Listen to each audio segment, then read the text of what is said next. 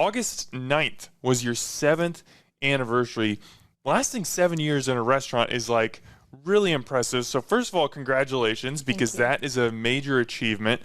Second, if somebody's listening to this and they're hearing about Paddy McGown's for the first time, how would you describe your establishment to them?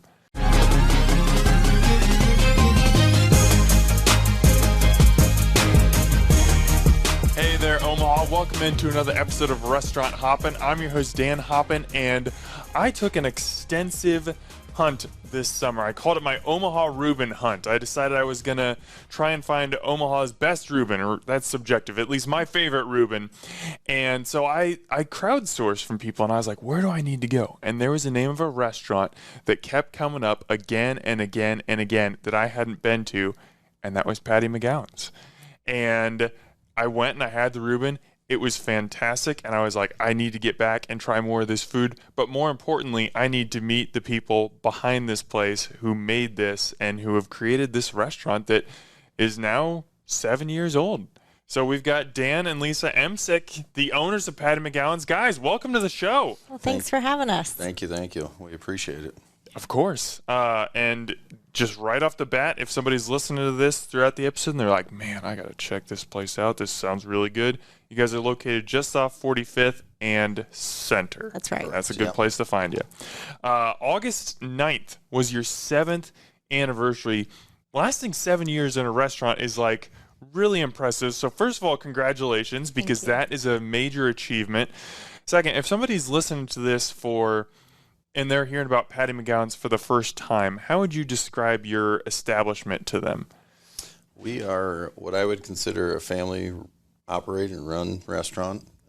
We pride ourselves on being a neighborhood establishment, and overall we're I wouldn't consider us quite a dive bar, but we're off the beaten path. So it's you fall into that in between zone of not a mainstream restaurant, but yet we try to be and make our food quality, up there with the top tiers. But yeah, I would call us just a neighborhood bar and grill, that we with her family background, that's kind of where we try to mimic or copy. Sure. I think you might have mentioned it a little bit in that last answer, but like when it comes to the food, because I think that's what kind of sets you guys apart is when I think of like Irish bars, it's usually, you're thinking of the Irish beers, you're thinking of Guinness, things along those lines. It's more of a drinking establishment, and you guys definitely serve some great beer. But I think that the food it's elevated. Like it's not just bar food, and I'm not trying to say anything bad about bar food, but like I think you guys take the steps that bring it up that next level. When you were coming up with the concept, how did you decide, yeah, we're going to be a neighborhood bar. If somebody wants to come in and, just have a drink after work, they can absolutely have that. But we're also going to serve great food as well. So Lisa's family is a well-established bar here in town. Her mother and father ran and operated Dinker's for 35 years. Yeah. I did not know that. Yes, How did that get, you got that past me in my research. Wow. Yeah. Okay. Her sister now operates and owns Dinker's. So when we did this, it was a lifelong dream of mine to kind of own a bar. I came into the picture. She was in nursing school, and so she decided she wanted nothing to do with the bar, being raised in one. Well, I just seen how hard my mom worked. And so when we did this, we first went to the family and kind of asked, because it's very close to Dinker's, within 2 miles. Mm-hmm. So we didn't want to step on any toes or anything. But then we asked her grandmother, because Dinker had passed by this time, and she said Dinker would be looking down in heaven and loving this, that the family's, expanding into this business. And so with that, the first thing I did is I went to her mother, because my wife's an excellent cook, whether she admits it or not, but that's why so much of our stuff is homemade and fresh, and that's something that Dinker's has always prided themselves on, but that's what we wanted to copy. So I went to my mother-in-law and I said, listen, we can't do it without your help. So the first 2 years, my mother-in-law was extremely highly involved in the morning routine with her and my wife, and then we did extensive food testing. I come from a big family of myself. I have 8 siblings. She comes from a big family that was very active in the Dinker's bar. And so we got them all together and we did food samplings, we did trials and stuff that we may not make homemade. We really sampled a lot of different options, and then everything else like we made homemade. We had a couple of agreements with Dinker's when we first started, not to take their burgers, not to take their onion rings, and not to take their employees. And those we kind of all fair. Yeah. And we 100% agreed with it. And so we do the homemade onion rings, but we pride ourselves on our recipe. We're secret, sneaky good burger joint, but we don't advertise it as much as we would like to out of respect. So then we focused on the Reuben and stuff. And so that's kind of where we went with it. I'm predominantly Irish. She's 100% Polish. And so we just we ran with it on focusing on the homemade. We pride ourselves on our daily specials, her homemade soups. I mean, everything's, I keep saying homemade.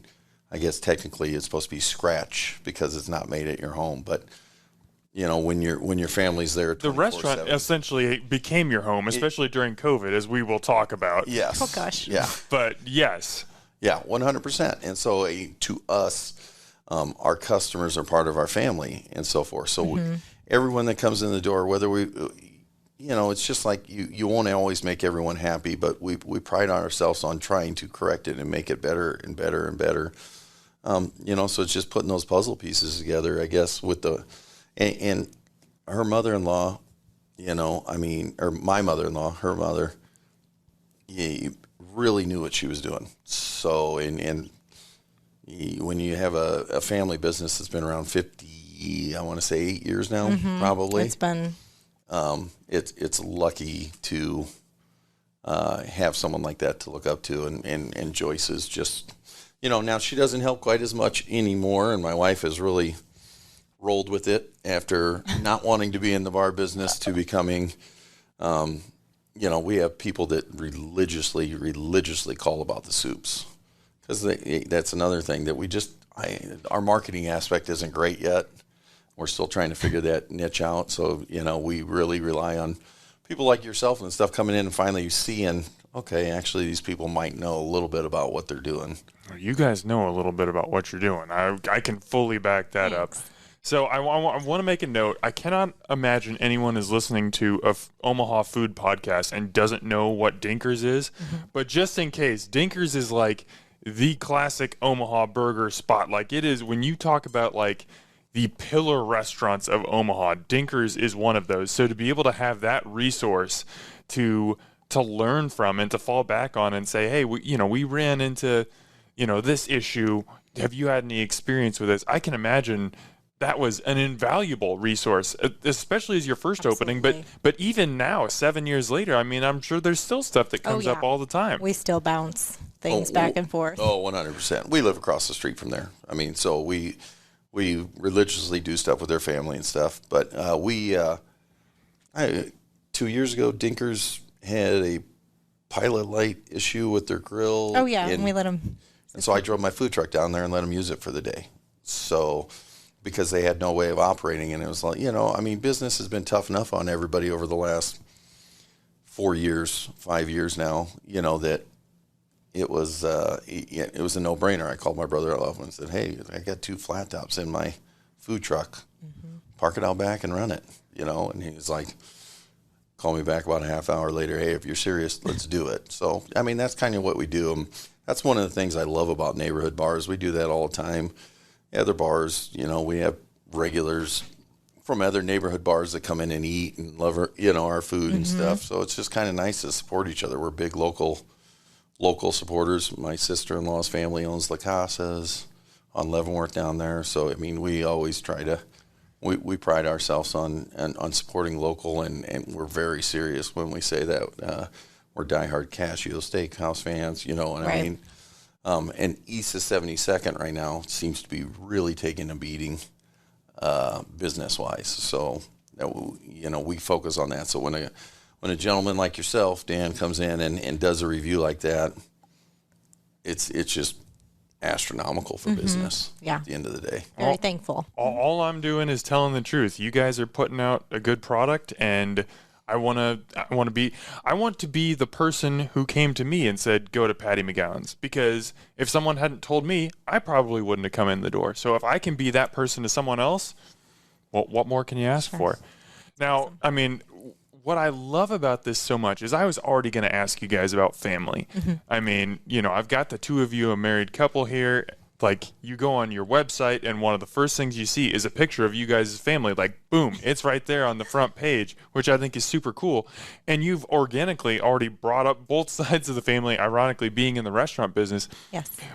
What is, like, how has family become just like this backbone of the bar and the restaurant for you? How important is family to the ethos of what Paddy McGown's is? Oh, it's extremely. I mean, we were 2 years old when COVID hit, and we got closed down the day before St. Patty's Day. Oh, Which is our biggest day, that's your Super Bowl, obviously. yeah. I mean, I had 1,200 pounds of corned beef cooked. yeah, it was brutal. Our daughter was pregnant. Our son is highly asthmatic. And she's a nurse as well. So we were kind of in panic mode. Political information aside, when that all happened, nobody knew what was what. You're a 2-year-old business, and you're not financially booming. We relied so much on family at that time. We relied so much on family when we opened. Our kids have been, our youngest is 15 now. He's been raised, you know what I mean, in the establishment. We always joked, we always teased everybody. He could make the best Bloody Mary in Omaha during COVID. Not true, but that's what we joked about. But it was like they would do homework during that time period. Because we were homeschooling them, too. And the second we would get busy with to-go orders, everybody would pause and stop and jump in line. Her mother works there. My mother works there. A lot of my siblings, nieces, and nephews work there. Her nephews have worked there. So I mean, it's just we really do pride ourselves on that. And I don't think there's a family member that works there that doesn't passionately care, I would say, about it. And I overall, unlike all families, I think they love coming to work most of the time. Some days they have to deal with the mean me and then she makes everything better. Sure. So, but yeah, I mean, and we pride ourselves on treating all of our employees like family. Absolutely.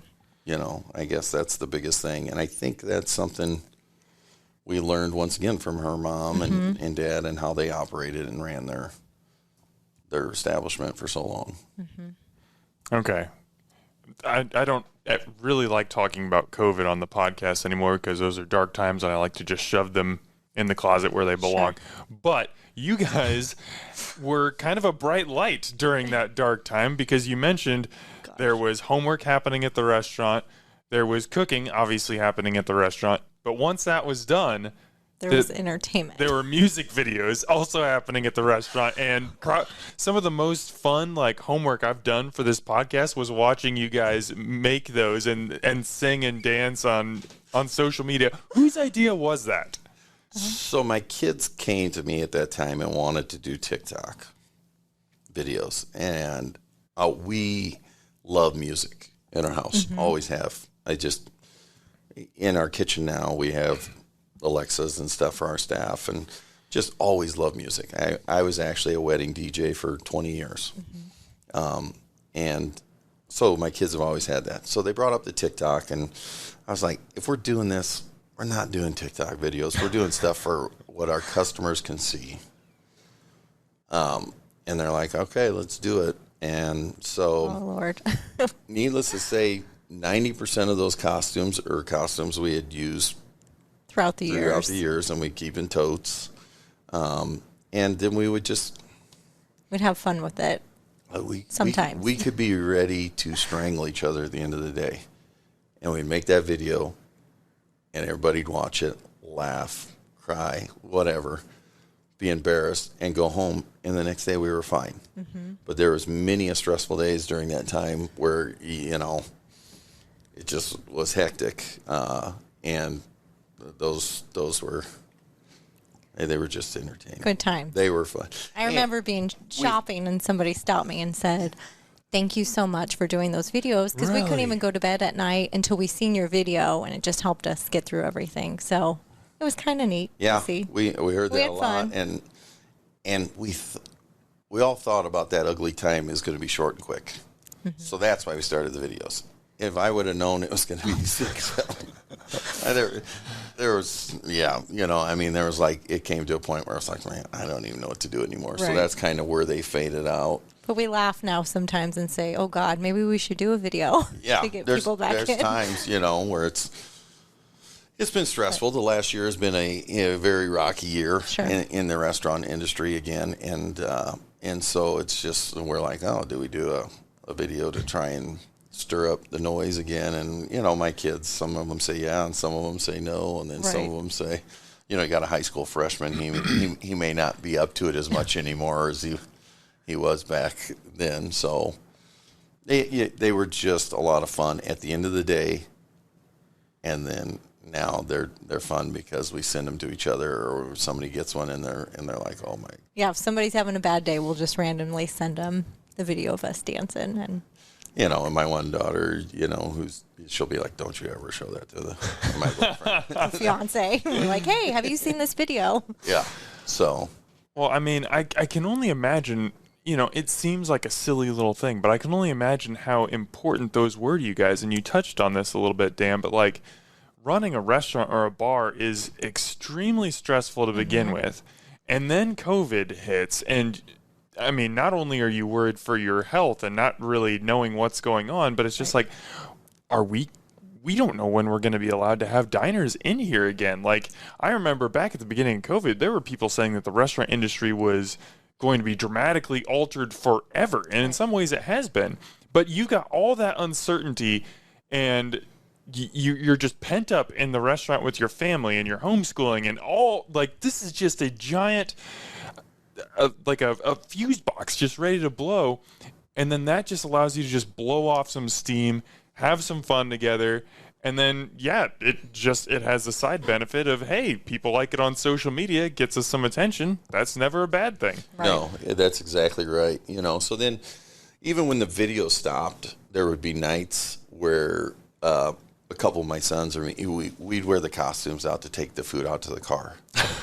We'd have inflatable dinosaur. Whatever, you know, and walk, and people would just just seeing people laugh and some normalcy. The limited staff that we were able to keep on, and the ones we didn't have to furlough. We had one that would shoot the videos for us regularly. We had one, my nieces that was there, that she would pop into one every now and then. It was just it's a good time.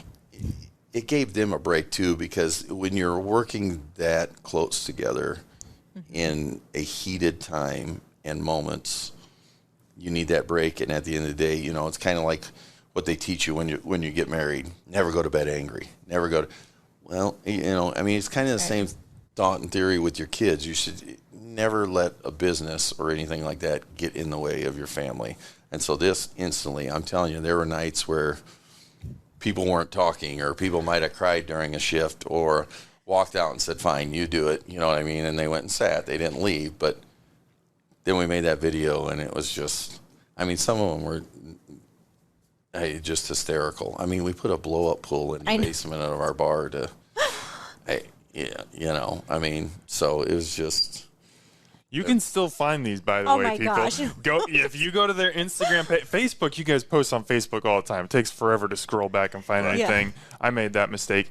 But on Instagram, you don't post quite as often, so you can go back to 2020, 2021 pretty easily and find some of these. It's worth your time. I would check those out. But we got to get into some food here. We've gone about 20 minutes and haven't really talked too much food, so let's talk about food. I think, you know, a good chunk of this came now knowing the Dinker's lineage. Like, you weren't going to half-ass the food. You weren't going to open a bar and just be like, okay, here's bar food. But that kind of is the role of food at a lot of bars. It's kind of there to snack on or to soak up the alcohol or whatever as you're drinking, but it's a bar first, and then there's just kind of food on the side, and no one really expects much of it. That's not how I would describe your establishment. Like I said, yeah, someone can just come in and have a drink, but I mean, when I came in, there were several families that were in there just eating food. Like, it was just a restaurant. What, other than just having that Dinker's influence, what made you guys say, yeah, we're going to go a step above. We are going to scratch make everything. We're going to have homemade soups on the menu.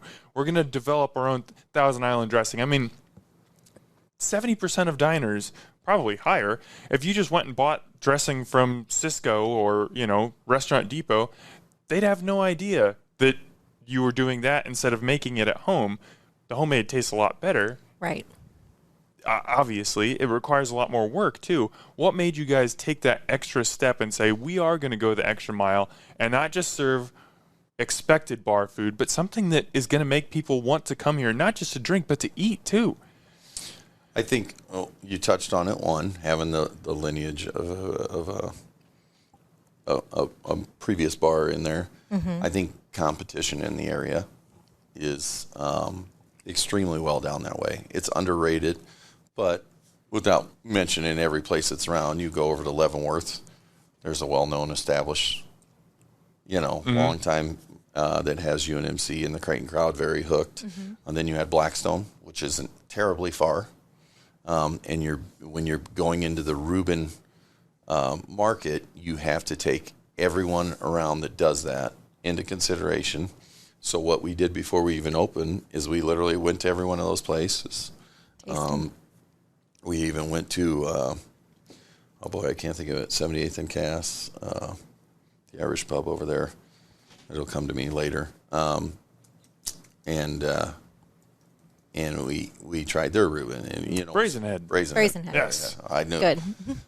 So we went around and we tried those sandwiches. We tried the pork tenderloin. We tried different things at different places. Then we went back and looked at our kitchen, evaluated what it could handle, what could do.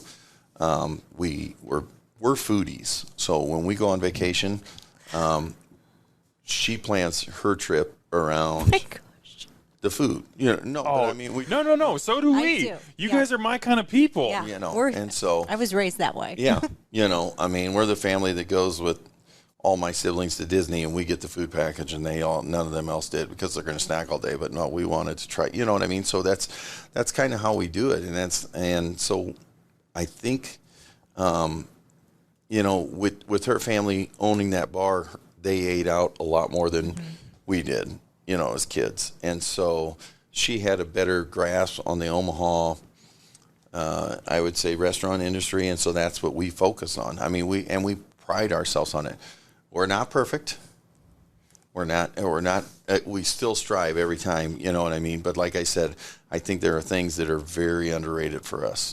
I think our Reuben is underrated. We went with a light rye over the darker rye, and everybody can say, we had the critics come at us the first couple of years. Well, that's not a marble rye. That's not a true Reuben. The reason we went with a light, and it's Rotella's rye, is because we wanted the meat and the Thousand Island and the kraut to be the taste of the sandwich. And sometimes, depending on what rye you use, it can take away the flavor of all of that. It can be very overpowering or very grainy or so forth. So we're very picky about the kraut we use. We actually have one kraut that we want to use more than the one we use now, but it's very hard to get, and you can't find it, and this distributor doesn't carry it, this one doesn't. So then it's like sometimes you scale back and go, okay, well, this is the second best, so that's what we're going to use. The homemade dressings and everything, that was a no-brainer. My mother-in-law was not going to have anything else, and neither was she. Right. They had recipes before, and they knew what they were doing, period. End of discussion. Right. I mean, that's those type of things. We're very picky about our meats. We're an Omaha steak a family, and the other thing with that is when we were an Omaha local restaurant, we wanted to use as many local places as we could. So that's where we're Rotella's, we're Omaha Steaks, and then we'll do some fresh produce. We'll grow a lot of stuff. We do a huge garden. We try to do bring in the fresh jalapenos, things like that. This year, the garden with all the hailstorms didn't do as well. Oh, man. But, those are all things she prides herself on. The chili, you know what I mean, using homegrown tomatoes and jalapenos and things like that just make it a little difference that people often don't see or think about. And so I guess that's the biggest thing to us, is setting the food standards high, was because of location. I would say competition in the area. There's plenty of good restaurants in Omaha that can produce, but we needed to. We're not off the main. Center Street is a main thoroughfare, but where we're located isn't like a. It's not a hub. Yeah, Right. Yeah. So we need something to draw the attention towards us. That's why we started the food truck. We bought the food truck in the middle of COVID. She was at work overnight. Text me at 2 a.m. Hey, this is out in, I forget, Nebraska, some small town. And I drove at 6 a.m. that next morning and walked through this thing, and I said, we just bought a food truck in the middle of COVID. And I was like, oh, boy, here we go. So Right. It's been great. And that food truck, we use that as an advertisement piece to take our food, limited menu, a lot more limited, but take it out to main events, big things, junk stock, these last. Let people have a little sample. We have our address right on the front of our truck of where the brick and mortar is, being like, hey, really, if you like this, there's nowhere you can't get in Omaha, 20-minute drive to go and try new restaurants, so. And this is the Paddy Wagon, people. Correct. So if you see the Paddy Wagon out and about, like you said, it's got your name on there, it's got the address and everything, but just to clearly define, that is for Paddy McGown's, and you can get some good stuff off of there. Yeah, we got those egg rolls on there. Give me 1 second, man. We're going to get to the egg rolls. We got to start with the Reuben, then we'll move to the Reuben egg rolls. The Reuben. So you've told me a lot about it, and I love that you kind of broke down the different components of it, talking about why we use this specific type of bread.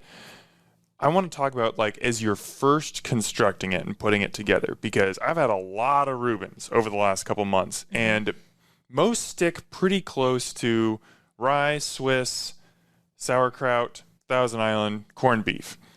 But there are places that do sliced corned beef versus shredded. There are places that use a Gruyere cheese instead of Swiss. People put little chefy twists on things, or they use different breads, or they toast the bread a different way. As you guys were constructing your Reuben from the ground up, how did you decide we're going to stay pretty traditional here? We're going to really highlight the meat and the kraut and the Thousand Island. How did you kind of establish the tent poles of what we want this Reuben to be? It's going to be one of our signature items. How did you build it? I would say that was pretty much by her choice. She's kind of so the Reuben isn't I don't want to say it's an easy-to-eat sandwich, right? It's kind of messy. Yeah, that's messy. Oh, it's a napkin killer. Yeah, Let's be honest. It should be. But she, with the sliced and stuff, it's separating the flavors. And nothing against the other ways people do it, but shredding the meat, I get the reason why they shred the meat. To be honest, it's for waste factor. It's a lot easier. There's a lot less waste because corned beef is a huge cook-off. You lose 30% of your product cooking it. So then when you shred it, you save. We trim ours. We're very particular. We slice it. But it layers the flavors with the bite, correct? When you think? I think so. And then, so I think that's the best reason why we did it, is because we didn't want it all to taste like just one feature. We wanted you to bite through it and be able to be like, okay, there's the Thousand, there's the, and I mean, she was so picky about it that we cheese it. So make sure there's cheese in every bite. Some people just put cheese right in the middle, and then you don't get it on your. Infuriating. So we do 2 pieces of cheese, one on one side of the sandwich, one on the other. So you make sure you're getting same with the Thousand. The Thousand it has to Island. be separated, so when you bite into it, you're getting it all. Every bite is consistent. Yeah. And don't get me wrong, we get cooks every now and then that come in here, and they come and go. And Omaha's a large market, and you'll catch them. And no. No. That's We not have how we 2 do separate flat tops in our kitchen. One is to cook Reubens and toast buns. Really? You've got a sole Reuben flat top. Yeah, Yes. we're not allowed to cook with the burgers or anything like that. You don't want the seasonings, the mixing. The seasonings we use on our grilled chicken, we don't want that on our bread. We don't want that in our corned beef. We want our stuff to strictly, and on the food truck, we have 2 flat tops. That is dedication, guys. Yeah, and she was the brain. Once again, she, Thanks. you know what I mean, knows kind of the kitchen, a lot more than I did. So that was pretty much her call, but the reasonings were strictly for that. The flavor, it can be compromised so easy, and everybody, like you said, there's so many variations. It's just so, food critics are very tough when it comes to that. I mean, it's just. We do have a couple different versions. Oh, 100%. We do a big blue Reuben, so you put blue cheese on it. Still do the 1,000 blue cheese, and then and we call that the big blue. And then we have a big red Reuben where we do ghost pepper cheese on it. Ooh, yeah, and that's one of taken off. Everybody. That's one of our real popular ones. And you can get that anytime. We advertise it usually on Husker game days, but it's available. We're creating basketball games for the big blue, so we kind of do something to draw in there for those. But our wait staff usually will try to kind of hit you up and see if you want. Oh, okay, well, we do these 2, just so you know. And then people a lot of times are like, oh boy. And we've never really had anybody that's tried one complain. And I'll tell you, we also do I don't know if you saw it on the menu, we do a Reuben burger. So then you throw the patty in there. And Reuben pizza, right? Yes, Reuben pizza. The Reuben burger is probably ordered by more women than men, and I can't believe how many people can actually eat that thing, because our burger is, our burger is big enough, but then you throw a Reuben in it, and a lot of the women love the Reuben burger, and it's just a lot of meat. It's giving me the meat sweats just thinking about it. Okay, well, tell me about another variation of the Reuben egg rolls, because I mean that's kind of that's a different thing. Like you're taking everything that's great about a Reuben, but you're stuffing it inside a little fried pocket. It's fantastic. I had a couple versions of those around Omaha. None were as good as yours. Where did that idea come from? Well, to be honest, McFly's. Our building was McFly's tavern or bar and grill for 20 some years. And one of their cooks tried it with theirs. And so they kind of told us how they did it. He did a little bit in a nutshell, just really quick. And then we ran with it. And so we've just played with it ever since, and we roll a lot of egg rolls. A lot of egg rolls. That's probably our most popular, wouldn't you say? Absolutely. Appetizer? Absolutely. And I think we'll roll an estimated 1,500 for St. Patrick's Day. Yeah. And we sell out usually. Yeah. And we've tried a lot of things to cut corners, but there is nothing. You can't. You have to make them fresh. We usually roll every day, make the egg roll mix. So the beauty of it too is you had this corned beef that you slice until you can't slice anymore, and we're not shredders, so we save what little piece of the corned beef that was left that you can't slice. Then you can shred it and use that in your mix. I personally, believe it or not, am not, even though by the looks of me, you probably can't tell, I don't eat Reubens. I'm not a big Reuben fan. I don't know. It's also one of those things that once you cook a lot, I don't think you do. Yeah. I can see that. But the egg rolls, you can pound those. Yeah, I have no problem eating the egg rolls. I always tell people everything's better fried. So, you know what I mean? You're not wrong. But they're good. Our number one, I would guess. And I think we do it right. Once again, right portion of meat, cheese, kraut. There's not an overabundance of kraut in there, but you do get a little bit of taste, and then you get the homemade Thousand Island on the side. Or my favorite's the honey mustard. She'll do it. That's good. You have to try it. Oh man, I wish I would have known. That sounds good. Yeah, my mom and I. It's our little secret. We dip them in honey mustard, and it's really good. Where did that idea come from? I've never heard of it. My mom actually. Because our honey mustard's homemade too. So she's like, just try it. Oh my gosh, it's awesome. Fair enough. We got a lot of our regulars hooked on it too. Twist my arm. I'll give that a try. Yes. Lisa, I got to ask you about burgers because, you said one of your slept-on things is burgers. And you obviously have a lineage in burgers. You have I'm assuming know quite a bit about how they're cooked. So like you have this knowledge, but I'm sure you don't just want to, you're not just taking the Dinker's burger and putting it on your menu. Right. How did you kind of alter it a little bit to be like, yes, I know the tenets behind making an awesome burger, but we're going to make a Paddy McGown's burger, not serve the Dinker's burger at Paddy McGown's. Sure. That's kind of how we said when we first started that we wouldn't take Dinker's burger with us. So I was pretty picky about who we got our meat from. And, of course, I had to go through Omaha Steaks. We sampled quite a bit. And then we do season our burgers. Dinker's does not season them. So it all comes from the griddle. It all comes from the griddle, yep. So we do season ours. I wanted to do ours on a grilled brioche bun to kind of change it up a little bit. And then I think for our toppings, we got a little unique with, like, what would you say? The cheeses and the fried things you can put on there. Like we have a fried portobello mushroom. Just more of a little bit of a fancier burger, I would say. So yeah, at times I guess it's when it comes down to it, we do use different meat.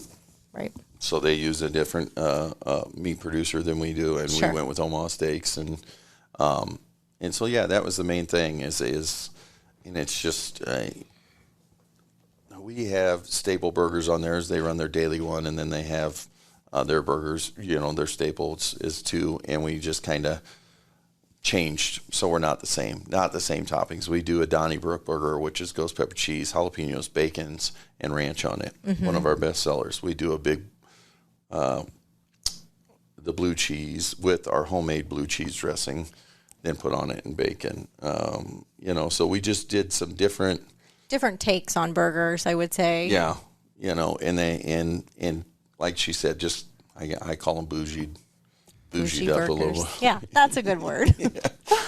So and then she still does some, play with them. We'll run them on Saturdays like a back to school burger with peanut butter and jelly and bacon on it, and just a mac and cheese burger, and where you put the fried mac bites that we sell on there, and it's just our new one now that we're featuring is the Kilkenny burger that we just came out with. Came out with it, so it's a garlic.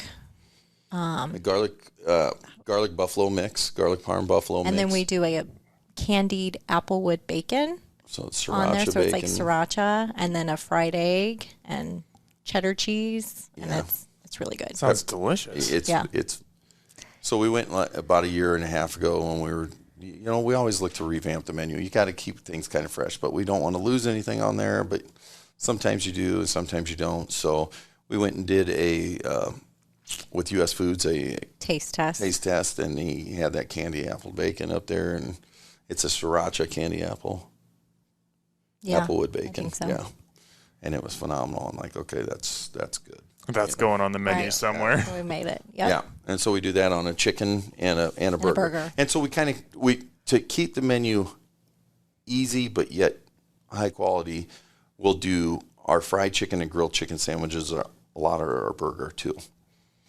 And so that way you have all the ingredients and you don't have to sit here and try to do revamp the wheel. Yeah. It's just 85 sauces. And less food waste too. Right. 100%. Okay, let's get into more of the origin story. How did you guys meet? Boy, that's going back a long time. Her sister and me are the same age, actually. Okay. So we grew up in the same neighborhood. Yep. She grew up right by Dinker's, and I grew up 4 blocks away at the top of the hill. So we've known each other for a long time. I kind of ran around with her sister, and then you delivered papers to Dinker's. Delivered newspapers my whole childhood down to the Dinker's and to her grandfather, and from and then it just kind of, I started when I turned 21, started hanging out at Dinker's, and just her dad and all the regulars and her sister and everybody, and then she started coming in, and I guess the rest is kind of history. I lived across from CWS during the College World Series days on 13th. We used to throw some Ragers. And she ended up there. And I guess that's when we first started dating. True love story. Yeah. That's about it. Yeah. Oh, that's pretty cool. Yeah. So, Dan, you said that part of why you guys opened Paddy McGown's is because you'd always wanted to open a bar. What made you want to be a bar owner? So I guess I wasn't a big drinker, believe it or not, before I was 21. So it wasn't that. My sister was a longtime bartender at a place here in Omaha called the Arthur's. She was kind of their bar manager. I bar back there, kind of had fun with that. Then for years, I worked at Sokol Auditorium. My buddy ran that. And just, I always kind of drawn to it. I'm kind of not a quiet guy. No. I'm kind of a people person. I am a people person. I had a DJ business and stuff for years, and I just always liked the interaction with people. I always wanted to own my own business. But when we got together, she had no desire, none whatsoever. Well, she saw what it takes. Yeah. Absolutely. Yeah. So when he said, let's buy a bar, I'm like, let's not. Yeah.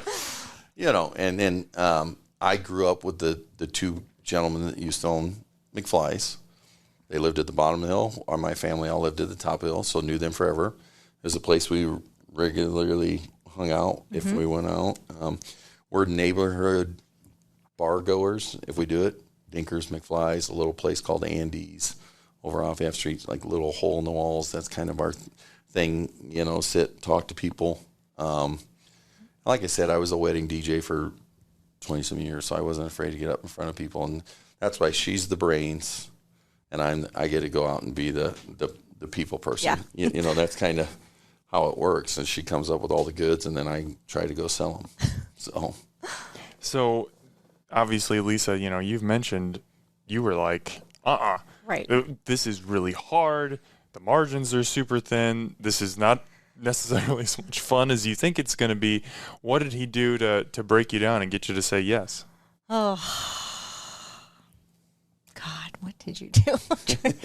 I think we both agreed. Our kids really wanted it too. Yeah. At the end of the day, they were like, this would be so cool. I don't know if they feel that way now, but I knew he always wanted that. He was working at a cemetery, a lot of hard labor. I'm a nurse, so I do that mainly. So I was kind of focused on the nursing side of it. But then I thought, well, it's manageable. We can do it. So here we are. I think we talked to your family. Mm-hmm.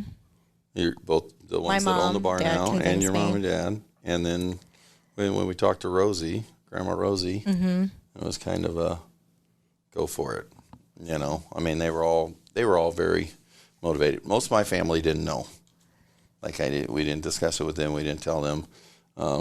We didn't even tell them about the name change or anything until we hung the signs up, that we were changing it. It's named after my mother. Mm-hmm. Oh, really? So, yeah. I was going to ask about that. Yeah. So I guess where does that come from? So my mother's name is McGown, or was. I can be pre-married. And her name is Patricia. So when we were younger, my mother had the luxury of taking us all to Ireland. Predominantly, I think 7 out of the 8 siblings got to go. And when my mother was working, and they all called her Paddy over there. So we played on the Paddy. The DDY is male version form of it, if you talk to true Irishmen. So that's what we just kind of played on it. One night, we went to bed, and we weren't going to change the name. But McFly's had been closed for over a year when we bought it and worked on it. And so then we were just like, we got to revamp. And McFly's was a good place to party and drink beer, but was never known for their food. Never, ever. And they struggled. They'll tell you they just struggled to get their food up and going. Had some good stuff and quality. We did eat there occasionally. So I was just like, if we're going to do this, we're going to do it full blown.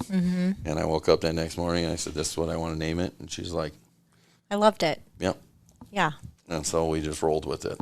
So anytime you're opening an establishment, whether it be a bar, restaurant, really any business, in a previous business, people are going to still have associated memories with the previous business. So they could have some great memories of McFly's, but they also might remember, hey, food, this is not a restaurant. This is a bar, and food is not, the number one thing.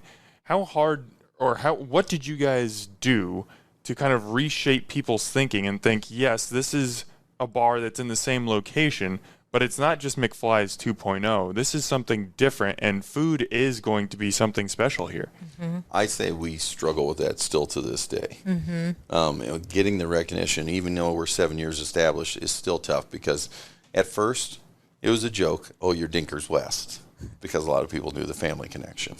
And then it was, now it's like, oh, that's really good. Like even if they try something off the paddy wagon.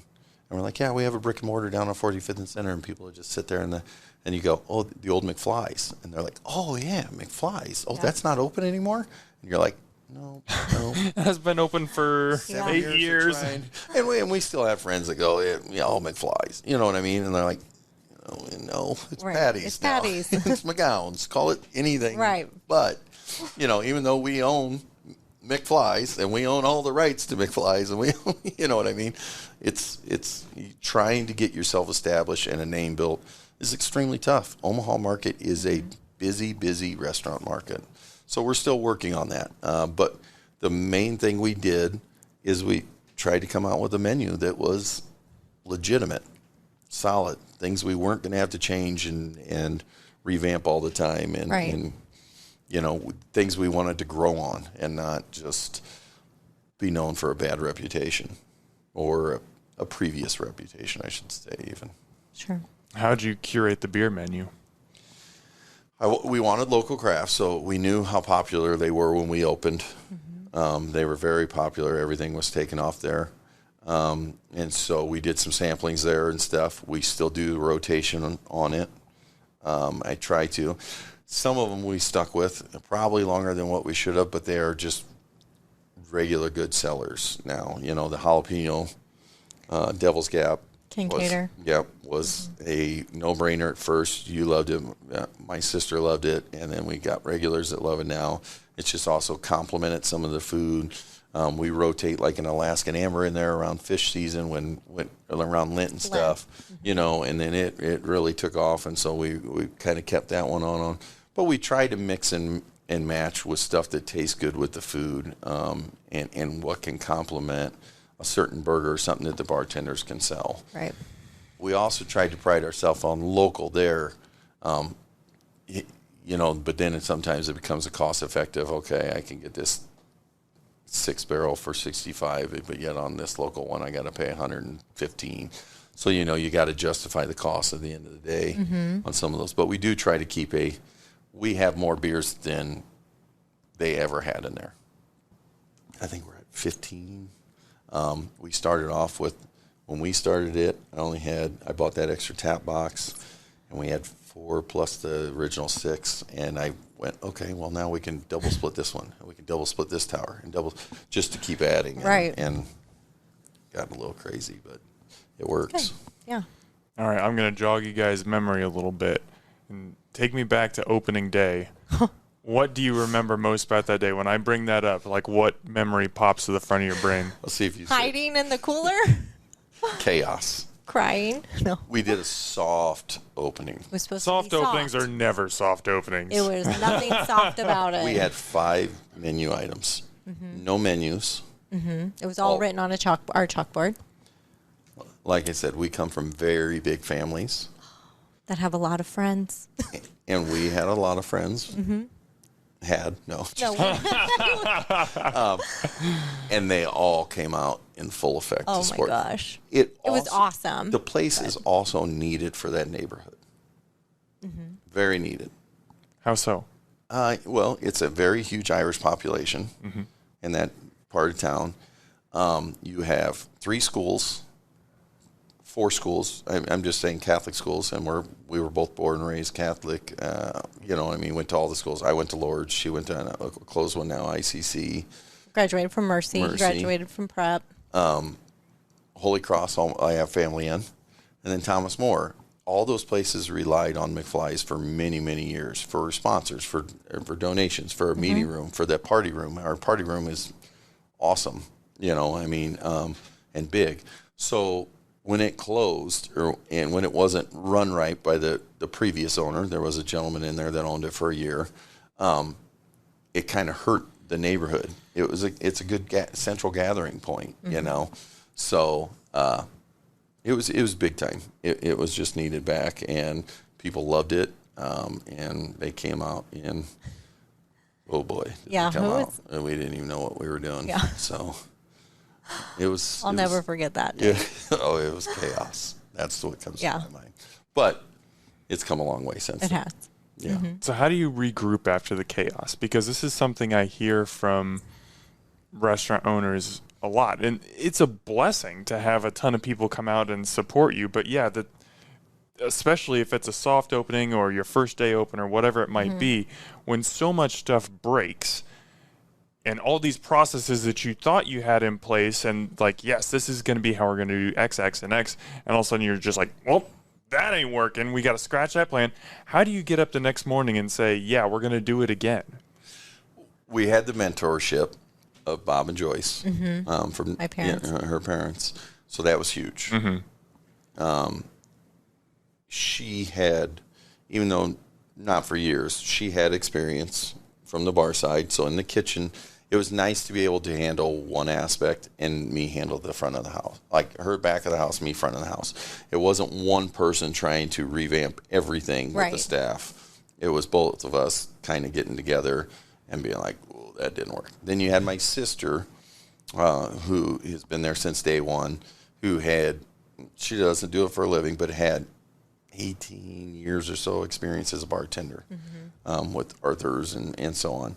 She was there to help, and so I could pick her brain. I still can pick her brain. Yeah, I mean, she's still there every day, and you know what I mean. So it's just we had the knowledge and the tools and the back door support to manage it, and that's just kind of what we did. We just kind of we both have this mentality, but I really have had a mentality as there is no failure.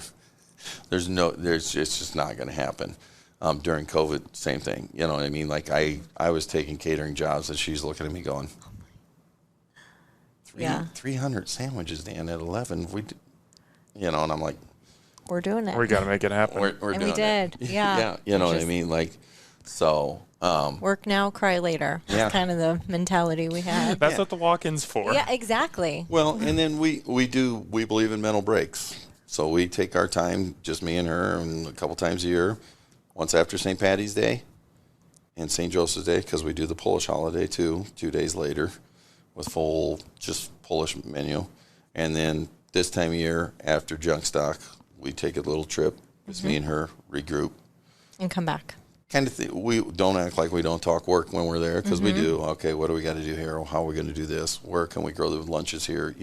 And so we throw stuff off each other while we're on vacation, but it's not a stressed. It's like, okay, we can do this. Let's regroup and go back and tackle it. We'll come back and start preparing for St. Paddy's Day. Yep. Even, and getting through the winter and holiday parties and catering and, trying to get the business to grow, I guess, and so that's the beauty of it. Was after that we learned a lot, and every day since then we're hands-on managers. We're very hands-on. Yep. Not micromanagers. That's one of the things we pride ourselves on.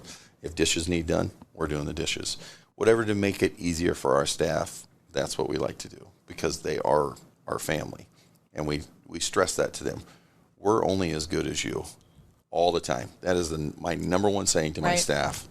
Is Paddy McGown's is only as good as our crew. Period. And there's nothing else you can say about a restaurant. That's the honest truth. They are the people that are seen religiously, and people come back for your staff and your product. But staffing makes a huge help, because if the dishes aren't cleaned right, somebody's not coming back. If the food is coming out looking all sloppy, somebody's not coming back. If the waitress is a snob, somebody's not coming back. They may like me, but they're not going to come back if those things aren't done. So we're very hands-on, but we believe that our staff is our number one asset. You talk about that trip that you guys take after St. Joseph's Day and then after junk stock. I think that is just super healthy to just have that reset, that refresh, okay, we just sprinted for, X amount of weeks, months, whatever it is. Let's just take a break, and then we'll get back and we'll ramp back up for the next thing. How and when did you decide that was going to be a part of your rhythm? We were actually on our first time doing it. Our first ever, and this was before we owned the bar, when we got the call that we were buying. The bar. So we kind of did it in marriage probably about 10 years ago. Yeah, it's been about 10, I'd say. And it was just kind of one of those things. I had consistently worked 3 jobs. She had just finished nursing school and raising our kids, I should say, before that, and then went back to nursing school. And I constantly had worked the 3 jobs so she could stay at home with the kids before that. And then we kind of started talking about buying this place, and we got the call, and we were like, first off, we're going on this trip to relax, reset, regroup. And while we were on vacation, we got the call, hey, we want you to buy McFly's. It was from the owner, who I'm good friends with. They had a bunch of proposals turned in, and I said, okay, here we go. And so then we just kind of made it that staple. I think that first year after St. Patrick's Day. Yeah, after St. Patrick's Day. And now we go twice a year. Yeah. Sometimes 3 times. Yeah. If we can. Yeah. If we're, God willing, if we're lucky enough. Yeah. But, that's what it's nice about having a sugar mama that's a nurse. So you can get those trips. Not at all. Okay, so we've done a lot of talking about the past of Paddy McGown's and how we've gotten to the current state. When you guys look to the future, what do you see for your, I'm going to call it a restaurant, because yes, it's a bar, but I think you guys deserve to be included in that restaurant category. Your food is of that caliber. What do you see in the future? You see more, don't you? I would love to expand. I always would. The Paddy Wagon was kind of a version of expanding. I always have bigger pictures, and I bite off more than I can chew at times.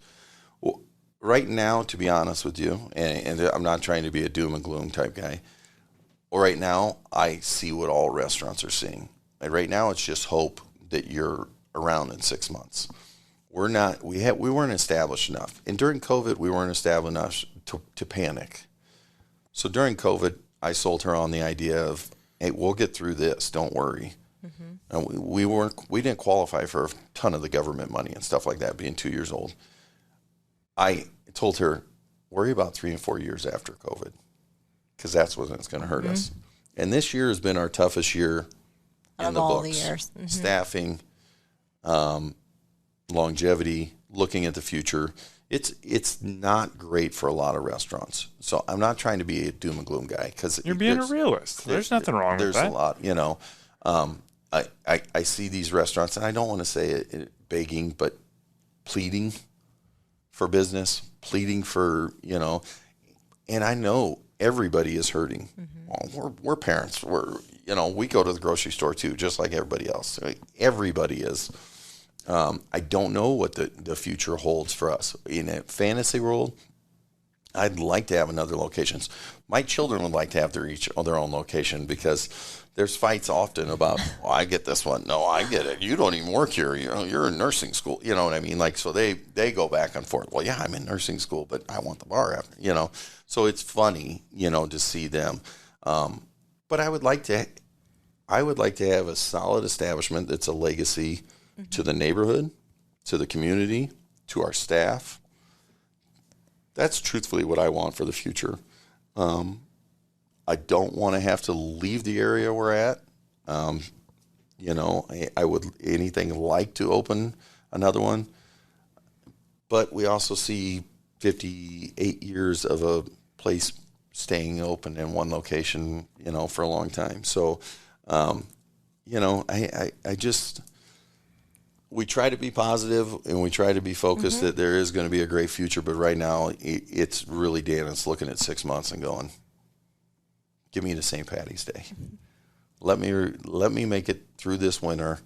Hopefully, seeing the Omaha people coming out in full force and supporting and loving life and using your establishment, drawing more customers that are willing to take that 20-minute drive to try a new place. You know, that's what I see. It's just I see short term 6 months right now. That's the way this year's been. Yeah, baby steps. Yeah. If we're blessed, then we'll go from there. You know. Well, I appreciate you being so honest. I mean, I don't think you're being doom and gloom or anything. I think you're just presenting the current state of affairs as it is. I mean, there are incredibly popular restaurants right now that are, like you said, putting out social media posts that are like, hey, we're slow. We need you guys. So, right. And I get it from a diner's point of view. Like, I mean, most people don't have, you know, an eating out budget like even like I do to go out and do that. But I think it is just so important that we go out and we experience places like yours. So this is a CTA, guys. These people make really good food. Thank you. Go eat it. Thank you. But I don't want to end this on a negative note. No one wants to do that. So I want to get us out of here on a positive note. Okay. And I think this is going to be really interesting coming from someone who didn't have a background in restaurants and someone who did, and getting your different answers. What is your favorite part about being a part of the restaurant industry? I still love the social aspect. I love being among people. I love walking through the dining room and asking people how their food is. I love the good and bad reviews. I love to know that we can do better. And I know there are people that are like, man, I've never had a bad meal there. You know what I mean? So that's, I like knowing that my family, the best thing for me is knowing my family, extended and everything, love to tell their friends and everybody about it and bring them around and have somewhere where they can gather and we can see each other. And That's and probably do my everything. favorite too. It's just the community part of it. You know, everybody coming together. Yeah, I truthfully, we pride ourselves on that. You know, just I like seeing all walks of life come in there and enjoy and have a good time and walk out of there appreciating what we do. More on the aspect of what she does, because I can walk through the dining room and, you know, we got one regular that'll ask me every day, you sure your wife wants to stay married to you if she makes soups like that? You know, I'm like, oh boy. It's tempting sometimes. So. But it's all aspects. Yes, it's the food, but it's also the atmosphere that you've created. It's the hospitality. It's building the right team. It's keeping morale up. And you guys have clearly done that to create a place that is not only great to eat, but it's just fun to be at. And I think that you deserve a lot of credit for it. And now it's your turn. Whether you're watching this, listening to this, however you're consuming it, get out and try these guys' food. I'm definitely going to be coming back and having more because, Awesome. I mean, the Reuben egg rolls alone, like that's an appetizer that if you live in Omaha, you need to have experienced that because it's something really fun. And you can get it with honey mustard. Gotta try the homemade honey mustard. Which is something that is too. totally new and different. Yes. Guys, thank you so much for taking the time to come on the podcast today. This was a great conversation. I'm so grateful that you gave me some time today. Oh, we appreciate it. Yeah. Thank you for what you do. People like you that help the locals, Get the local word out. restaurants. Yeah, Absolutely. Really do. Really appreciate it. Thank Thanks, you. guys. Thanks. And Omaha, as always, thanks for eating with us.